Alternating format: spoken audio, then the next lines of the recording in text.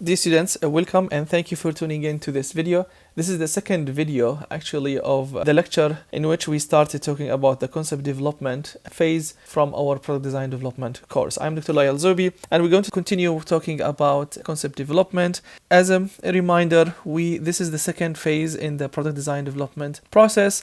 We are going to work on identifying customer needs, and we have 6 steps that we've mentioned last time. I'm going to talk about the second step now, which is gathering raw data and what is an initial need lists and how can we do interviews and surveys and how to collect data from users to be able to identify real needs for them. The question is always how can we get the needs from customers before actually starting our design and development process. We keep talking about that as engineers. We need to find solutions for our customers. We are not fantasizing about ideas ourselves, so all our decisions or efforts should be directed toward providing a solution for a customer. So how can we do this? So we can do interviews, and this is the best way to identify actual needs, and this is one-on-one interviews with a single customer, and you can have an open-ended discussion.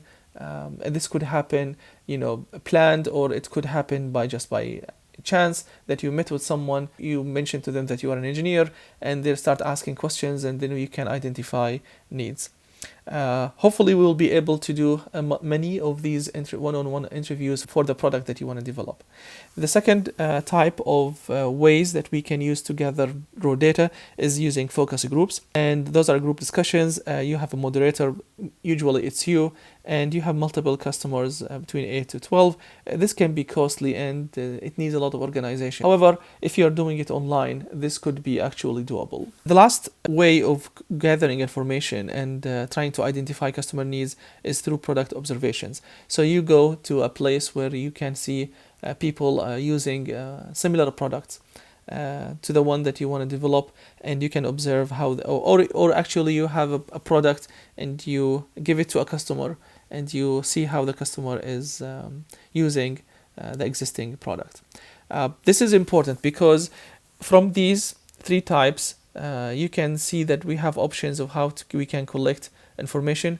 The highest priority is to do one-on-one interviews, if that's possible, over the phone, or sending an email with questions. And the second one on the list is focus groups, which means that you have a group of 8 to 12 people. We are going to see which is the best number of customers to have in a bit, but you can make a focus group and then you have a discussion about product. And the last reserve is just to go to watch our customer using a product or device. Here at this moment, depending on what type of engineering discipline you are in, so if you are in, let's say, biomedical engineering, you would probably want to ask a nurse or physical therapist or physicians if you're designing a medical product. Same thing happens for people in industry, industrial engineering, mechanical engineering, civil engineering. You need to speak with someone who actually an expert in the field and observe people using these products, because they might have a lot of information that they can share with us to help identify the needs. We expect a new product or project to have a number of interviews. For the first report, we need at least 1 interview to be completed, but more is better. At the end, toward the end, as we move on, we should have probably between 5 and 8 interviews. And there is a reason for doing that, which is how many customers do we need to have. So this is a schematic that shows on the x-axis the number of respondents of a group, number of people, and on the y-axis the percent of needs identified. How many needs were identified by the number of customers that are been interviewed. And you can see we have 2 curves. The one with the blue squares, those if you have focus groups for 2 hours, and the one with the yellow dots, it's a one-on-one interview for 1 hour. And you can see that as we increase the number of respondents on the x-axis, the percentage of identified need increase toward the 100. However, you can see that 80% and 90% of the needs can be identified if you have, let's say, only 5 interviewees one-on-one, or even 5 or higher if you have a focus group.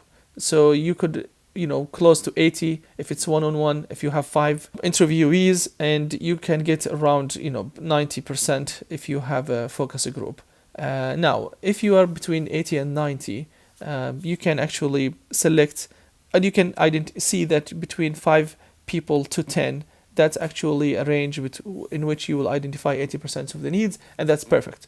So for our project, if you are doing one-on-one interviews, 5 to 10 is good. I would recommend 5 to 8. That's doable and reasonable.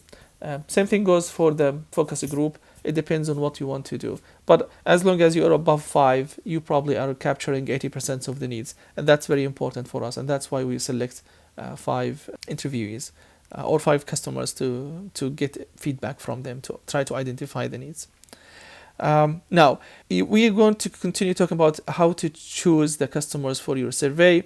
The first choice that we are hoping that we can get actually something called lead users. And lead users, they are people who will benefit the most substantially from the product innovations.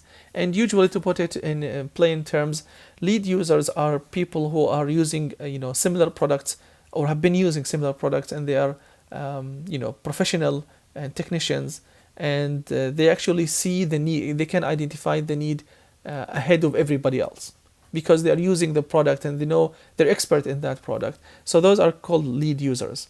Still, we need also people who are just regular people who are interested in using the product. So there is a difference between a regular customer and a lead user.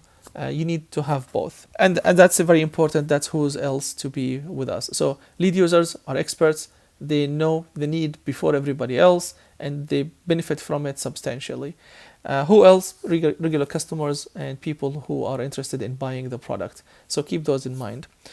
I have a couple of hints. So use props when you're meeting with customers. Use existing products, pictures, videos, and avoid focusing on how the product will be designed. So don't talk about the design. We as engineers tend to like to talk about the technologies that we know of, and we'd like to describe it. This is a no-no situation. So we need to focus on the needs and on the customers themselves and what the solution will satisfy, not what is the solution. So that's very important, and it needs practice, but it's something to keep in mind. Look for latent needs in interviews. And what is a latent need? Latent needs are needs that the customers actually, there is a need for it, but the customers don't realize it, or it's not fully articulated. And one of those examples is that in 2000s, we have the cell phones, right? And that, before 2000, cell phones did not have cameras. So there is a need for a camera. People are, buying cameras when they're, traveling around the world. They have their cell phones and they have cameras. So the idea of putting a camera in a cell phone is actually something that is pleasing and surprising for the customers. And by, I think, 2010, it was a must-have in all cell phones. So you need to search for these things, the things that can surprise the customer and delight them, and it's a latent need. That's very important. So raw data, what is the art of gathering raw data from customers? Go with the flow. It's an open-ended discussion or an open-ended interview. You need to let the customer lead you about what are they experiencing and what they need. We have to restrain our desire to intervene and participate in explaining technologies or explaining what we can offer. Use visual stimuli and props. Suppress preconceived hypotheses about the product technology. We're not going to be saying the advantages or disadvantages of product. We want to listen to the customer, what they are saying based on their experiences. Have the customer demonstrate the product. You please ask the customer to please use the product in front of you and take notes. Typical tasks related to the product, doing typical tasks. Be alert of surprises and expressions of latent needs. So if you have anything that when you have the discussion and something surprising came up, you need to immediately follow up with a question. and move forward into that discussion to see where would it lead. And I've mentioned what is a latent need before. Again, there are things that there is a huge need for it, but it's not fully understood or fully articulated, and the camera in the cell phone is a good example of that. Watch for nonverbal information, comfort, image, style, body expression and facial expressions when a customer uses a product, and how do customers hold actually the competitor products. Those are all important when we are gathering information. Documentation of the customers. How can you document your interaction? You can use audio recording, handwritten notes, video recordings, and photographs. Just get permissions, and do not forget to thank them when you finish. After because this is data collection is really valuable. Sample questions. So I'm going to show you a couple, some questions in your presentation and in your report. You cannot use these questions specifically, but you can reword them, re-articulate them toward the need or the product or the concept that you are, or a customer that you are interviewing. So some of these questions could be: when and why do you use this type of product? Walk us through a typical session using the product, and what do you dislike about existing products? And one of the things that I like about what you like and dislike, I like Amazon reviews. Any review for any product could give you a lot of insights. So I would encourage you that this could be actually a good source of identifying what people like and dislike, and then we can discuss it. Still, we're not going to focus on it in our report, but you can mention something like that. What issues do you consider when purchasing the product, and what improvements would you make to the product? So these are some questions, sample questions to have when you do the interview. I would encourage you to have 5 or to 10 questions, but remember that it's a discussion. It's an open-ended meeting or interview, and you need to follow the flow. And you don't want to intervene by interrupting the customers. You want to see what they are actually experiencing and listen to them as much as possible. Principles of the method involve the whole team.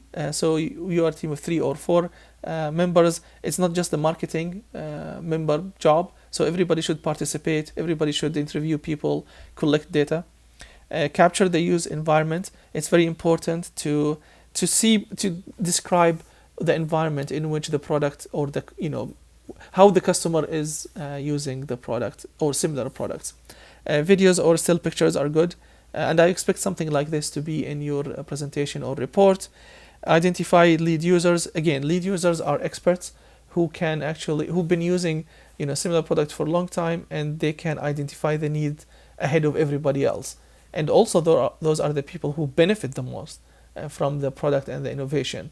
They are different from regular customers. Those experience the needs ahead of others. They need to be professional. That's the bottom line. It's not regular customers. Also, look for latent needs. We talked about this. A need people cannot do without, but they may not know of it. And the camera and the cell phone is a good example. You need to surprise your customers and delight them. And if you can do that, that's actually satisfying a latent need. What, not how. This is what you need to ask people. What is the thing that they're experiencing, not how you're going to solve it. We are not going to explain our concepts or ideas to them. So we need to find what the customer need.